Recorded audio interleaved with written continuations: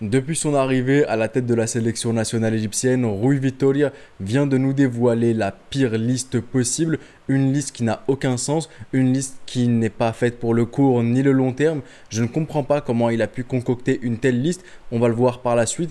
Parce que en Égypte, tu as le choix, tu avais d'autres choix que les choix que tu as pris et je trouve ça vraiment dommage et je ne sais pas dans quelle direction est-ce que Rui Vitória se dirige. J'ai l'impression qu'il se dirige vraiment vers la direction de la crainte. C'était le cas contre la Tunisie, ce sera le cas aussi contre l'Algérie. J'ai l'impression qu'il veut à tout prix sécuriser des matchs en utilisant des cadres, en utilisant des joueurs d'expérience et qu'il a justement peur de lancer de jeunes joueurs ou des joueurs qui aujourd'hui au sein du championnat égyptien proposent de très très belles choses et qui méritaient leur place bien plus que certains dans cette liste. Et avant de commencer, n'hésitez surtout pas à vous abonner si ce n'est pas encore fait. Vous êtes nombreux à regarder les vidéos sans être abonnés, donc faites-le, ça m'aide énormément, ça aide la chaîne à grandir. Et l'image que je tire pour illustrer mes propos, l'image en français du moins, parce qu'il y a une autre image de la Fédération égyptienne de football qui est en arabe, mais pour faciliter la lecture aux gens qui ne seraient pas forcément arabophones, parce que justement je parle en français, je vise un public qui est francophone. Cette image-là est tirée du média égyptien 11 Mostre. Je vous mets les liens en description et c'est parti pour la liste. Au poste de gardien de but, on a Mohamed Elchenaoui, Mohamed Sobhi et Mohamed Abou Gabel. Pour ce qui est de Mohamed Elchenaoui, le meilleur gardien égyptien à l'heure actuelle et depuis des années maintenant, il n'y a rien à dire là-dessus. Ensuite, Mohamed Sobhi et Mohamed Abou Gabel. Je pense que tu ne peux pas ramener 3 gardiens d'Al Ahly, sinon ça aurait été fait par le sélectionneur Rui Vitória. Maintenant, Mohamed Sobhi et Mohamed Abou Gabel, c'est pas des mauvais gardiens dans l'absolu, c'est des gardiens corrects, bons, mais sans plus. Ils ont énormément de failles, énormément de limites. Et ils sont à des années-lumière de Mohamed Elchenaoui. Mais tant que tu as Mohamed Elchenaoui, c'est bon. Et j'ai envie de revenir sur un truc. Oublions la Coupe d'Afrique des Nations d'Abou Gabel, de Gabaski. C'était vraiment pas son niveau. Peut-être en compétition, son niveau s'élève au maximum. Mais vraiment, pour Gabaski, c'était un One Competition Wonder. Et il a perdu son niveau. Du moins, il a retrouvé son niveau réel après la Coupe d'Afrique des Nations. Donc, terminé avec cette illusion. Peut-être que si Mohamed Elchenaoui venait à se blesser lors de la prochaine CAN et qu'il viendrait et qu'il le remplacerait, il nous sortirait un très très gros niveau. Mais à l'heure actuelle, en termes de régularité et sur toute une saison, je privilégie largement Mohamed Elchenaoui qui est meilleur et qui est bien plus régulier. Pour ce qui est des latéraux maintenant, arrière droit, arrière gauche, latéral droit, latéral gauche, appelez cela comme vous voulez. On a Mohamed Hani et Omar Kamal Abdelwahed en arrière droit. Et on ne peut pas faire mieux à l'heure actuelle selon moi en Égypte. Et surtout Omar Kamal Abdelwahed qui s'est transformé, qui est limite une version de Cafu Prime, toute proportion gardée. Ce Cafu de l'AS Rome début AC Milan, il est juste incroyable. Et je me demande pourquoi est-ce que, comment il s'appelait, Carlos Queiroz l'a mis sur le côté lors des matchs par exemple de qualification à la Coupe du Monde contre le Sénégal. Il avait privilégié Omar Gaber, ce que je ne comprends pas du tout. Omar Kamal Abdelwahed est actuellement monstrueux et sa place est totalement comprise dans cette sélection.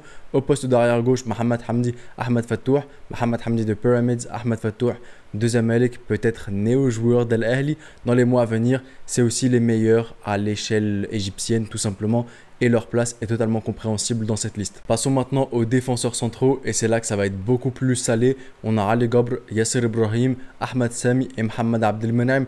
Si ce n'est Mohamed Abdelmenaim, je ne comprends aucun choix de la part de Rui Vitória. Pourquoi est-ce qu'Ahmed Sami est présent? Pourquoi Yasser Ibrahim? Pourquoi Ali Gabr? Je ne vois pas du tout l'intérêt. Honnêtement, je ne vois pas du tout l'intérêt. Pourquoi est-ce que tu ramènes pas des U23? Pourquoi est-ce que tu ne donnes pas du temps de jeu à des joueurs comme par exemple Oussama Galel, de mémoire il n'est pas blessé? Pourquoi est-ce que tu ne donnes pas du temps de jeu aussi à Mahmoud Maraï, l'un des meilleurs défenseurs centraux égyptiens à l'heure actuelle? Il avait sorti la saison dernière une saison incroyable avec Future. Pourquoi est-ce que tu n'utilises pas ces joueurs-là et tu ramènes des joueurs qui ont tous plus de 30 ans? Yasser Ibrahim, 30 ans. Ali Gabr, 34 ans. Ahmed Sami, il a plus de 30 ans aussi, je ne me rappelle plus de son âge exact. Il n'y a que Mohamed Abdelmenaim qui est potable en défenseurs centraux. Et je me dis que si par exemple tu voulais ramener des trentenaires, des joueurs comme ça, pourquoi par exemple ne pas ramener Amrou Tore? Amrou Tore, c'est un niveau similaire à ces joueurs-là. Et en plus, il est gaucher qui plus est. Tu peux donc aligner une charnière centrale droitier-gaucher. Et on me dira, oui, mais Amrou Tore n'a pas connu la sélection depuis 2018 par exemple. J'ai envie de vous dire, pour un gars qui a mis quand même par exemple Ahmed Ramadan Beckham en latéral gauche contre la Tunisie, je pense qu'on peut absolument tout faire et que ce mec-là n'a peur de rien et qu'il peut tester n'importe quoi. Donc honnêtement, je ne comprends pas du tout. Je ne dis pas qu'il faut ramener Amrou Tore, loin de là. Mais au vu des choix, pourquoi pas ne pas le ramener et au moins avoir un gaucher. Mais en tout cas, on avait Oussama Galel, Mahmoud Maraï, on a du Mohamed Maghrabi aussi, qui est titulaire avec son club. On avait du Omar Faïd et on me dira peut-être oui, mais c'est des U23, le coach en a besoin. Quand je regarde à côté, quand je regarde le Maroc, je vois que les U23 se soumettent à l'équipe A et dès lors que l'entraîneur a besoin de certains U23, il les ramène et l'entraîneur U23 n'a absolument rien à dire. Donc en Égypte, on devrait aussi faire de même. Pour ce qui est maintenant des milieux de terrain, je ne sais vraiment pas si c'est pire que la défense. On a Tariq Hamid, Marwan Atiyah, Mohamed Enneni, Mahmoud Hamada, Ahmed Saïd Zizou, Imam Achour et enfin Hamdi Fathi. Je mets de côté Mahmoud Hamada qui est pour moi un homme un peu comme Ahmed Souley. Je ne vois pas l'utilité d'un tel joueur sur le terrain si ce n'est faire une transversale de temps en temps, avoir sur 10 matchs une seule longue passe qui est belle. Je ne vois absolument pas l'utilité d'un tel joueur. Offensivement, ça ne te rapporte rien. Défensivement, c'est hyper fébrile. Donc je vais le mettre de côté. On a donc 6 milieux de terrain. On a donc Tariq Hamid, Mohamed Enneni, Marwan Atiyah, Ahmed Saïd Zizou, Imam Achour et enfin Hamdi Fathi. Ça veut dire que sur les 6 joueurs qu'on a là, on a quand même 4 milieux défensifs. Tariq Hamid, Marwan Atiyah, Mohamed Enneni, Hamdi Fathi. Quel est le but au fait? Est-ce qu'on va conquérir Sina? Est-ce qu'on va en guerre? Je ne comprends pas du tout. On est quand même l'Égypte, on a beaucoup de potentiel. On m'aurait dit sous l'ère Hector Cooper, quand on n'avait absolument personne de créatif au milieu de terrain, qu'on n'avait pas de vrai milieu relayeur, qu'on n'avait personne de ce calibre-là, jouer défensif, boucler derrière, ok, cool. Mais là, on a les éléments et c'est vraiment ça le problème parce qu'on pourrait me dire, oui, ok, mais propose des noms. On a ces gars-là, mais propose des noms. On en a. On a par exemple Nasser Meher qui nous sort mais des matchs fulgurants depuis qu'il s'est éteint les cheveux. Il est incroyable. C'est vrai que sur le long terme, c'est un joueur qui se blesse pas mal, mais aujourd'hui, il est apte à jouer. Pourquoi ne pas le ramener? Je trouve qu'on ramène déjà pas mal de joueurs qui se blessent souvent. Donc pourquoi ne pas ramener Nasser Meher par exemple? Pourquoi ne pas ramener des U23 comme Mohamed Shahat, comme Mahmoud Sabr?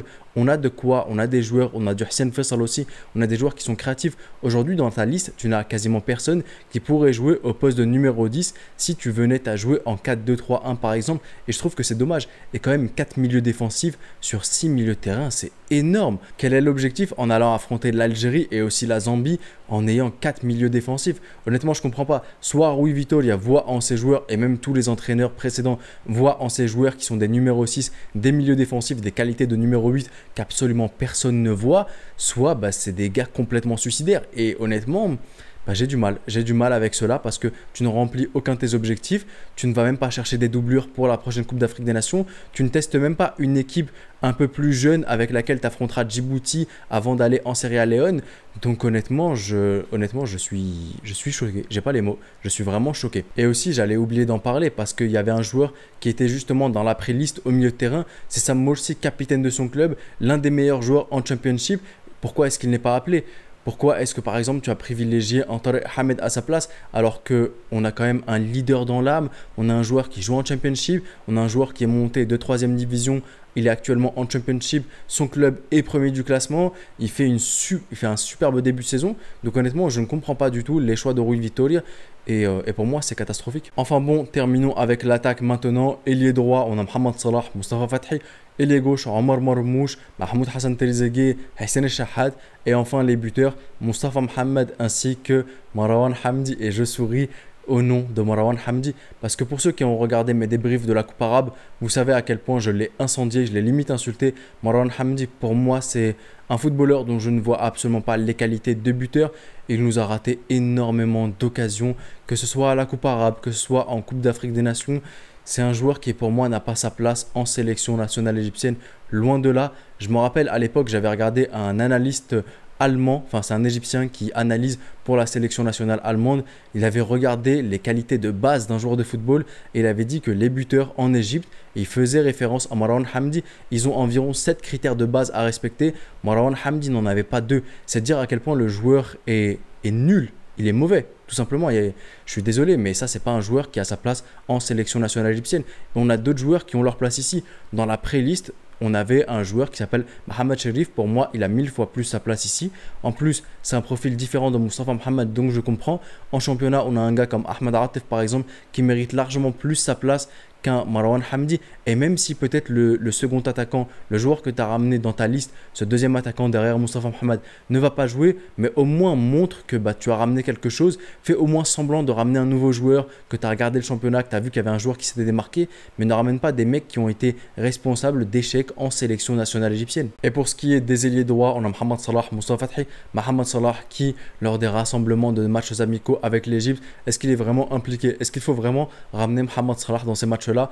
Parce que je sens que c'est un Mohamed Salah qui est totalement différent des compétitions. C'est un Mohamed Salah qui n'a limite même pas envie de jouer. Je ne sais pas si on lui doit de l'argent en Égypte. Si on lui doit de l'argent, qu'il nous dise, moi je lui ferai un virement, mais qui joue vraiment, qui porte vraiment les maillots, les couleurs de la sélection nationale égyptienne, qui porte vraiment ce maillot qui a 7 étoiles, qui pèse énormément dans l'histoire du football africain. Ensuite, Moustapha Fathi, le freestyler, le joueur de City, le joueur de Five. Je ne critique pas ses qualités balle au pied. Il a vraiment une belle touche, il a vraiment une belle conduite de balle, tout ce que vous voulez. Mais en termes de vision de jeu, Moustapha Fathi, c'est critique. Mais bon, pour me rassurer, il passe derrière Mohamed Salah. Donc, ok, pas de souci. Les ailiers gauche, Omar Marmouche, Mahmoud Hassan Trezeguet, ok, pas de souci là-dessus. Ibrahim Adel étant blessé malheureusement, mais ce n'est qu'une fracture.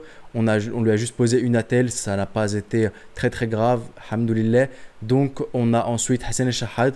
Je pense que c'était un choix à faire entre Ramadan Sobhi et Hassan El Shahad. Hassan El Shahad qui dans ses meilleurs moments, peut-être limite, toute proportion gardée, Ronaldinho Prime, il est incroyable. Mais ensuite, le problème, c'est que je trouve que c'est pas un joueur régulier. Soit il est trop fort, soit il est trop nul. Et j'espère en tout cas que si on le fait jouer, il sera trop fort. Mais ça aurait été soit lui, soit Ramadan Sobhi. Et je pense qu'il n'y a pas grand souci. On a déjà Marmouche et Trezeguet. Donc le troisième que tu le ramènes juste au cas où quelqu'un se blesse. Et au cas où rien du tout quoi. Et on arrive donc maintenant à la fin de cette vidéo, réaction à la liste de l'Égypte en vue des matchs contre la Zambie et l'Algérie. Et vous l'aurez compris, je suis absolument pas satisfait de cette liste de Rui Vitória. C'est vrai que si tu prends le meilleur joueur à chaque poste, la liste elle est bonne. Pour faire un 11 de départ, elle est très bonne la liste. Mohamed Echnaoui au cage, Omar Kamal Abdelwahed arrière droit, charnière centrale, on a Mohamed Abdelmenem, mais ensuite je ne sais pas vraiment qui mettre à son côté. Arrière gauche, Ahmed Fatou, numéro 6, Mohamed Enneni, les deux numéros 8, Ahmed Saïd Zizou, Imam Achour, le meilleur milieu de terrain égyptien à l'heure actuelle,